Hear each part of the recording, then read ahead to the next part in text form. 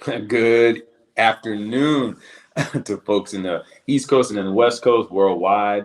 It is a great day to be an NCCU Eagle.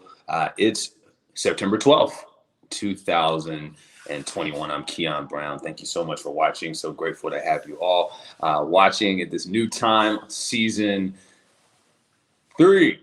Season three.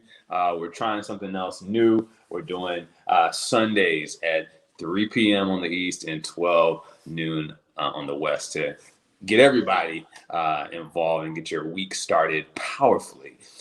Thank you so much for being here. We got a great show for you today. New things happening. We'll be evolving our show over the next couple weeks, but I'm excited to have you here. Same thing, 30 minutes with amazing alumni doing amazing things. Let's bring in our first guest. I think Jerome's on. What's up? Let's bring Jerome in here. What's up, Jay? What's up, man? What's up? How's it going? I'm well. You know, I was looking for my piece of art. I boxed it up. I need to grab it. It's somewhere. You're an artist, NCCU alum. Tell us a little bit about what you're up to and how people can find you. Oh, man, these days, I'm pretty much just in the studio, working, rocking out new art, trying to reinvent myself, trying to stay consistent and, trying to stay healthy and keep my mental health alive and all that fun stuff.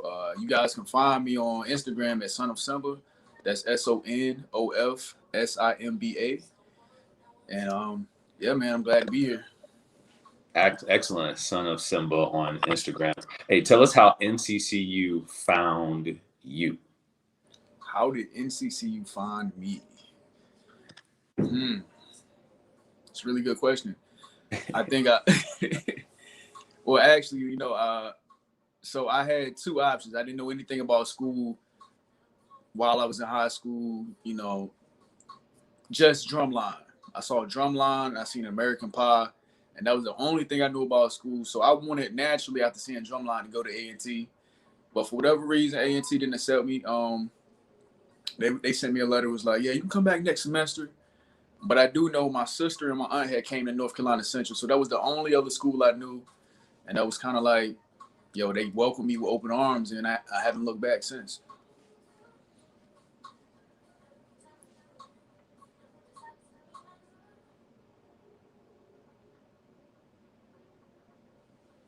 So yeah, that's about the half of how they found me. Within going to Central, it kind of opened a lot of doors to me being myself and me finding myself and what I like to do and how I can actually move forward as a young Black man in America. Indeed. And I met you, I can't remember how I met you, but I definitely was intrigued by your art. My boy Joshua Gunn, I saw one of his portraits and I was like, yo, who's this cat and how did he get this done? How did you link up with Jay Gunn? And what's your favorite piece that you've done? I don't have any art to show, but you'll see on Son of Simba a lot of his artwork. What's your favorite piece? Oh man, I got different pieces for different times. Like a lot of different pieces represent memories or experiences because a lot are made in the moment. But let me backtrack a little bit. How did I meet Jay Gunn? So I do live shows. I paint live with artists, performers. I pop up at pop-up shops, streets. It doesn't matter. I like being in the moment. I like having fun. So I think the first time I met Jay Guns was I think it was this place downtown Durham called the Bullpen at the time. It was like a restaurant, right? It was attached right to the Durham Bull Stadium. So what happened was they had an event, they had a concert. It was Jay Guns, it was G Yamazawa, and I think it was a few more artists. Trez Falsetto was out there, and American Tobacco, they commissioned me to come out and paint on stage while these artists perform. So that was my first time, I believe, meeting Jay Guns. I know I seen him a few times. I think I might have met him at the Beats and Bars. I think we might have did something there. But yeah. We're not going to talk too much about him because he went to another school. But I know that Jay Guns, the homie rapper, been on BT doing really great things. Anyway, he has Jerome did an excellent portrait of him. Great, boo. We love Jay Gunn. We love Jay Gunn. What is next for you in your artistry? Where can what do you expect Mm, next? that's a really good question. One thing, definitely, I want to get out of this local artist box. I feel like now, since I've been in Durham and I've been doing a lot of shows in Durham, that the Durham community sees me as like, oh, he's just a local artist. Nah, I'm trying to be worldwide. I'm trying to be international. I'm not trying. I'm going to be international. As soon as this COVID get down or whatever. But even that's not gonna stop me. So I see Don't. myself jumping into these. My bad. I see myself jumping into these uh, different disciplines like graffiti, live painting, fine art, and even maybe even music. And I see myself kind of just growing and evolving to a better version of myself. All right, man. Thank you so much. Look, don't wait till the end of the pandemic. I think this is how you go Right, global right now. right. Figure it out. You know, we started this show during the pandemic, and it's global. People are watching it in Africa, the Dominican Republic. They're watching it in Trinidad Tobago. So you know, it's all a thing. So do it now. Before you go, Deion Sanders made news this week, and this is going to be our question of the week. Should all college football players have their names on the back of their jerseys? What do you think? I mean, yeah, why not? I mean, I think if these players are getting paid, I'm not sure if they're starting to get paid or that's in the conversation now. But if they're getting paid, or if that's even a thing, yeah, they should put their names on the back of jerseys because people are diehard college football fans. Like some people love college football more than the NFL. So, yeah. Indeed. All right, brother. Thank you. We're going to bring in our next guest. We're going to bring you back at the end. So please stick around. Thank you for being here. We're proud of you. We're honoring you today. All right. Appreciate And you. hey, your class of 2000. 16. Come on, 2K16. Let's go, 2016. 2K16. All Yeah. right, making us feel old. Me and Swanda. We'll see how this goes. All right, dude. We'll see you in a minute. All right, man. Peace. All right, excited about him. Son of Symbol on Instagram. Amazing artwork, custom pieces. You know, check him out. Let's bring in our next guest. It's Swanda. It's Swanda, right? Yes. How are you? I'm doing well. You know, Good. the news says you're a rising star, so we had to grab you real quick. Thank you for being here. Can you tell us a little bit Yeah. about what you're up to when you graduated and just how what are you up to? Yeah, so my name is Swanda Warren. I'm a graduate of NCCU 2002. And since leaving NCCU, I've been working at Child Care Services Association, which is in Durham, North Carolina, where I manage a team of technical assistants who go out to child care centers to render different services to make sure that they're following the rules and the guidelines of North Carolina and staying in compliance. I absolutely love that part of my job. I also do a lot of trainings for teachers, and that is incredible when you impart knowledge and the light bulb goes off and they want to stay in the field of early childhood is always amazing to me because it's a job that's hard work. You're dealing with a whole classroom filled with children, different temperaments, and when you can go and be a light to encourage a teacher or a director to stay in the field of early childhood, it's always a great thing. Indeed, that's good work. That's great work. Yeah. Congratulations to you. That's amazing work. We have to support our educators. We have to support the classroom, especially in light of everything that's happening. Look, everybody has become an educator, whether they're effective or they're not. You know, Yes, it's true. moms and dads and grandmas and grandpas and uncles have become, you know, substitute teachers, stand-ins. What are you experiencing coming out of in the pandemic? What is something that you're like clear about inside of your profession? One thing that we're clear about that teachers matter and that their pay should be increased because early childcare teachers never left the front line. They stayed so that other workers could do their job, which is what we always advocate for, is that they are setting the foundation for later learning. And if it doesn't happen in the infant classroom or the toddler classroom or the preschool classroom, then when they get in kindergarten, they're not going to have those social skills. They're not going to be able to do the things that a kindergarten teacher is requiring. And so from this pandemic, we learned that they are essential and that they are needed in order for other professions to go, to run, to be effective. Brilliant. Brilliant. They matter and they are effective, highly effective and essential, you said, essential workers.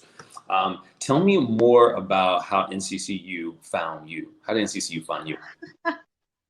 Let me tell you, it's a story. In high school, I had a guidance counselor that did not shine light on people that look like me. And so if you were not in the academic arena of growing and doing something excellent on paper, or if you were not an athlete, then you pretty much were told to go to the military and to go to your local community college. Nothing is wrong with going to your local community college, and nothing is wrong with going into any part of the armed forces. But I had a friend, and she's still my friend to this day. Her name is Misha Featherston. She said that she was going to Central. I applied to one school, North Carolina Central, and I got in. I was super excited about it because I didn't apply to no other college because my guidance counselor was like, you can't go to college. And so when I was like, my friend going, I'm going, and I went, and I'm so glad I did. I didn't know nothing about Durham. I didn't know nothing about the college life.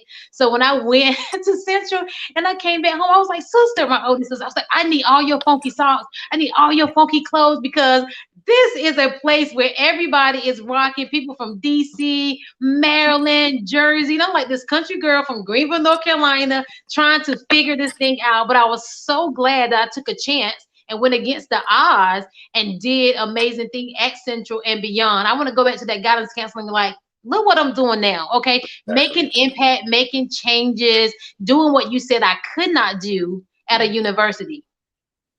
Indeed. You know, I think a lot of us have a very similar stories about people who doubt us and people who think that, you know, historically Black colleges may not be enough or we're not going to be adequately prepared for life. What are your thoughts and what do you say to people that may believe that?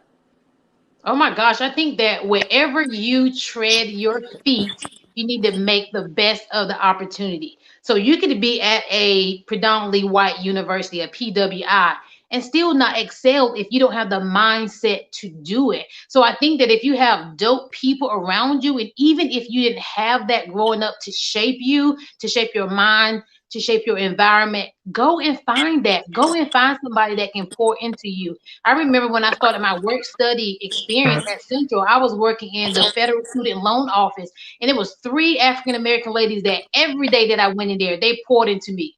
And then when I went back home, I worked a summer job in a factory, and those ladies were like, "Stay in school so you don't have to be in here.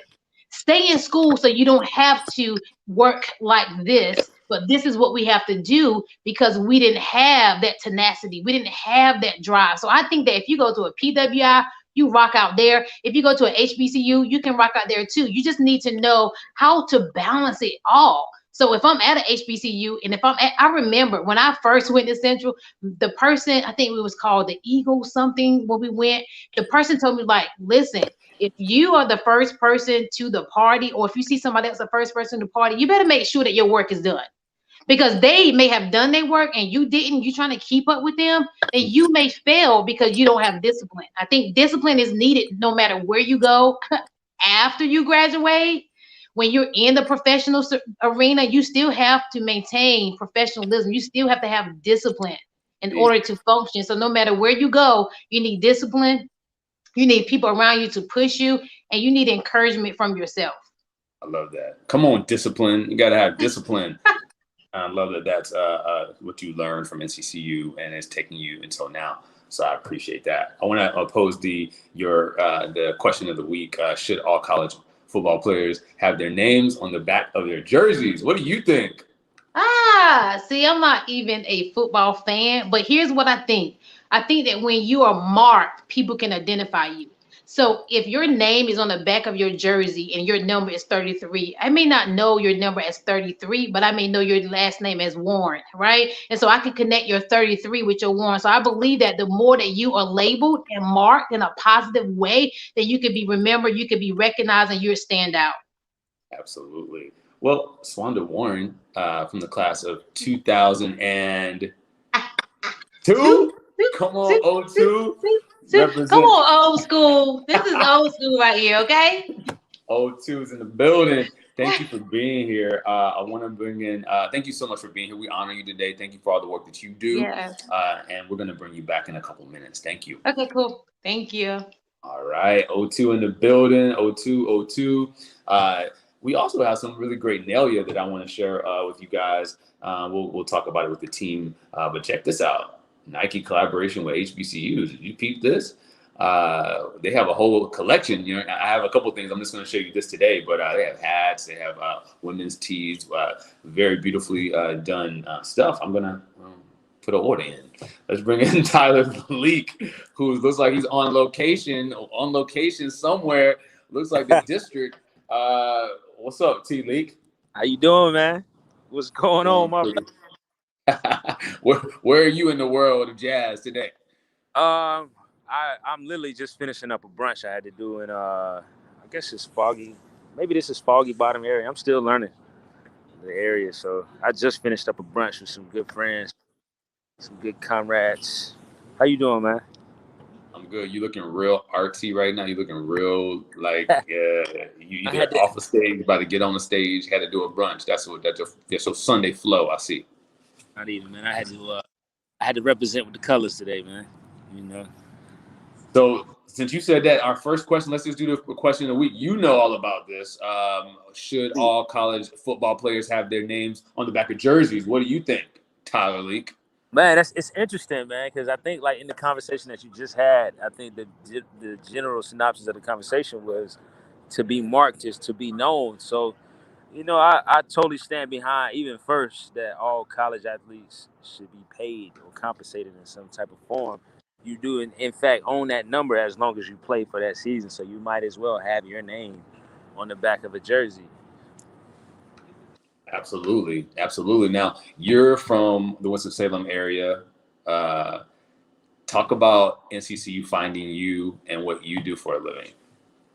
Man, I mean NCCU has absolutely changed my life. You know, I'm an artist, I'm a musician, a drummer, creative, and without that type of foundation, it is possible to be good and to be great. But that specific type of rearing at that school, that specific program has definitely set me apart in many ways. So I could babble and go on days and days talking about the good it has done for me, but I'd much rather it be show proof.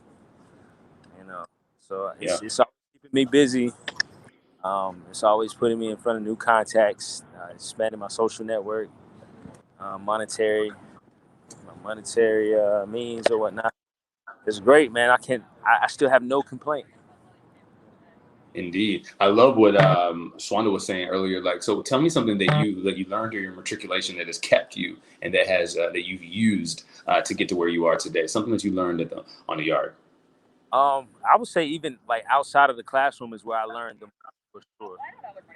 And specifically the networking, the tool, using networking as a tool and a skill. You know, I've really built that in a different way. Being on campus, being on the yard, being around peers, being around an upper generation, and then at times a lower generation. So I just learned how to talk to different people, and that started turning into other means of growing, expanding. So I think that's the biggest and the best tool that I learned at Central. I love that. I love that. What's next for you as an artist and a musician? What's next for you? Man, I've actually been more on the production side of things. I've been working on this project with the R&B vocalist. She's actually out of Durham. She's about to relocate back over. But definitely stay tuned. I have a project that's coming out that we both have collabed on, along with another person. But I think it's definitely something that needed to be had. It's kind of a switch up because most people are used to seeing me behind the drums and in a jazz setting. But this is gonna be a little. I put big quotations on it. It's a little bit more up to date and present day with as far as the sound of music. So like you get a nice R&B vibe. It's something for the ladies actually. So as not unorthodox, but as much as you're not used to seeing or hearing me do anything production oriented or write songs, you get to see that side of me now. So. Now, did you want to give any exclusive? Is there a Drake or a Kanye collaboration, or do you have anything you wanted to share tonight? I mean, that's definitely goals, but I really do love reaching beside me to my peers and people that are in my circle, people that are tangible, so that we can attempt to try and create something of our own, if that makes sense. So I've been collabing with a lot of Indeed. All right, Tyler Leak, class of, was it 2013? 13. All right, man. Thank you for being here today. We're in season 3. I don't know how many episodes we've had, but we're glad you've been on before, and we're just grateful that you're always a yes for us wherever Thanks you are. Yeah, absolutely. Well, before you go, let's bring in the rest of our guests. This is Jerome Chesson. We'll also have Swanda Warren, who are all here. Isn't it a great day to be an NCCU Eagle? Absolutely. Beautiful. Look at everybody. Look how technology has brought us all together. Well, since everybody's on portrait mode, let me just go here and see how that looks right here. All right. So thank you guys for being here. We're excited to have you. Remember that our question of the week was, should all college football players have their names on the back of their jerseys? This came from Deion Sanders, who was at JSU, who was putting HBCUs on the map on a whole nother way. And I remember we did this, not SJ, but names on the back of our guys' jerseys when I was on the yard. I just thought it was super important. I think that, that's the way, again, how we are identified, how people are able to, research and see who's that. And I just think it's important for us not to be able to have it if it's a money thing. We can pay for that. It's not that. I feel like it was like $5 or $10 a thing. But we got to do it. Any other further thoughts on being in alignment with everybody else? Why are we the only ones that don't get thoughts? Was that a question? Yeah, it was whatever. I think it is a money thing, man. At the end of the day, and it's just what it is. It's like the big names that you see on TV. They get different types of contracts opposed to maybe a lower populated type of university or institution. Yeah, I think money is made up. Okay, you can get money everywhere. You can choose to use money from everywhere, but you just have to be committed to what you're spending. And if you think that names on jerseys will allow athletes to have a greater impact than just on the field at that school at that time, then you won't have a problem putting it in a jersey. It's not. Right. I think at some point it's not money. Yeah. it's lack of importance on someone's desk. That's what I think. Yeah, it sounds like it's a little deeper than money. It sounds more like a control the narrative type of deal. You put a player's name on a jersey, then he has, let's say he got 100K followers on social media. Now that's attached to his football career, and he has the power to influence based on his football career or whatever may happen. You know what I'm saying? So I think they're trying to take that away so they can just be players and not actually be influencers as well as players. Mm-hmm.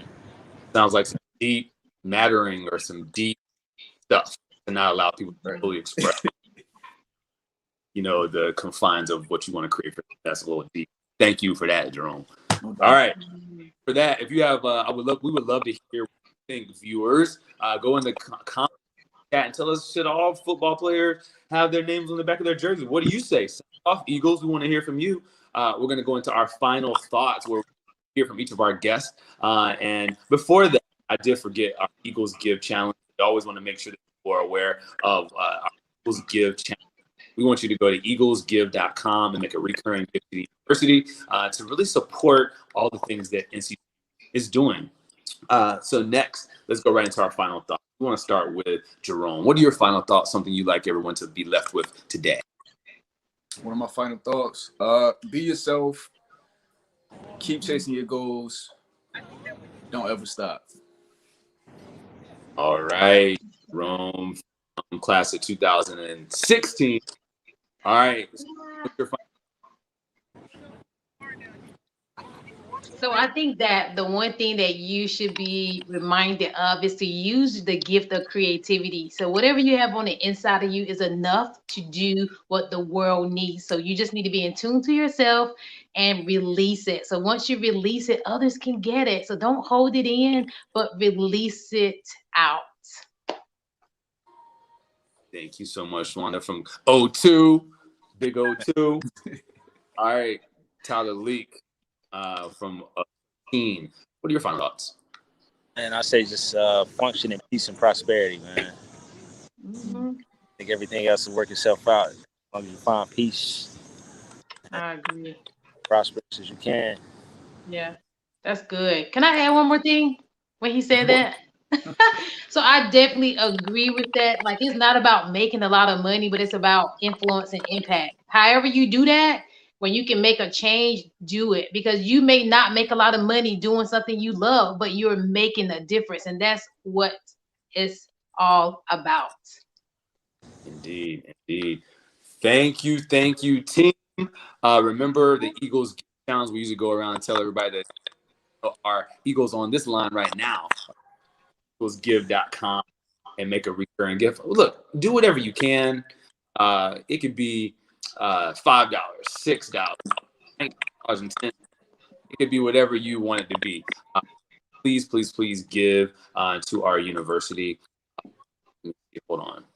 Oh, we lost. Did we lose Tyler? Sorry, T. You're there. You back.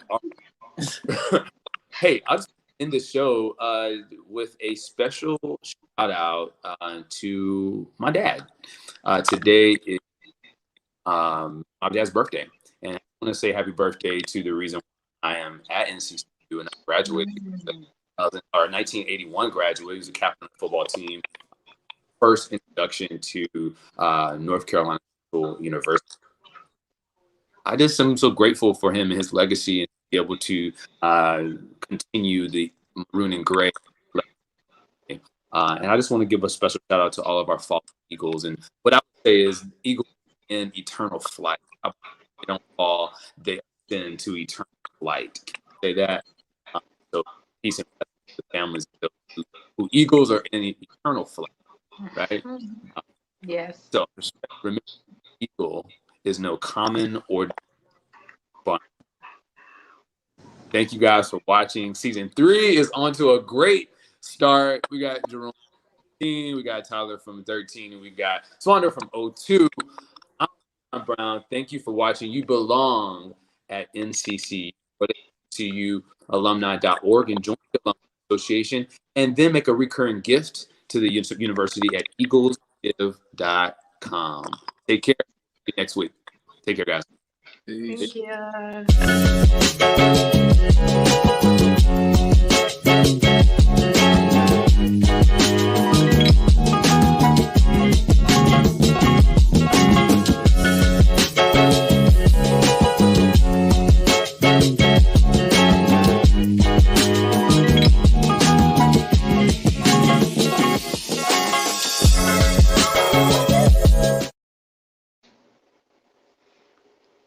All righty, I think I can leave now.